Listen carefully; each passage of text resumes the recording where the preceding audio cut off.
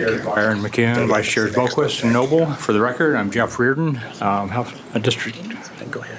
District 48 representative, and wanted to testify tonight for a couple of reasons. One, it's very important to the constituents in my district. Every time I go to a meeting in the area, they want to always tell me they want to be able to drive to work, they want to take their kids to school, they want to get the groceries, all the normal stuff that we take for granted.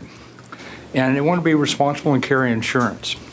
But I think the reason I'm here this evening is licensing also affects senior citizens. And I think I'm well qualified to represent that group, and maybe a couple of you as well. But so here's my experience just going to the DMV. This was about 2013. I'd carried an Oregon driver's license since 1973. I wasn't really expecting any difficulty.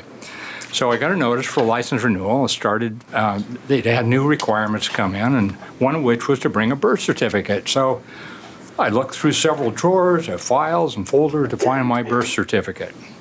And after a long search, I found it. And wow, it was really nice. It had my two little feet stamped right on the page from St. John's Hospital in Longview. And so I was good to go.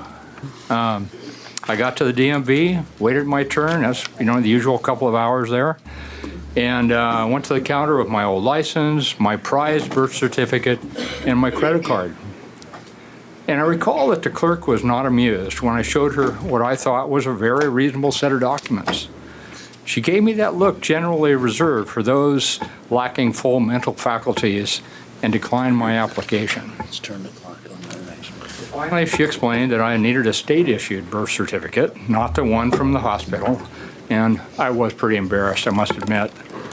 Had I read the directions a little more carefully, I probably would have avoided that embarrassment. But as it turned out, I had to write to Olympia and apply for a state-issued card. It took several weeks to get that, and it meant it took several weeks to renew my license, and that was renewed license I'd held since 1973. So I did not anticipate the headache and the time that this process took. These requirements can create a burden for anyone. And I think of the kids, the adults who went through the foster care system, people experiencing homelessness, simply those who have lost track of such documents because they're rarely used.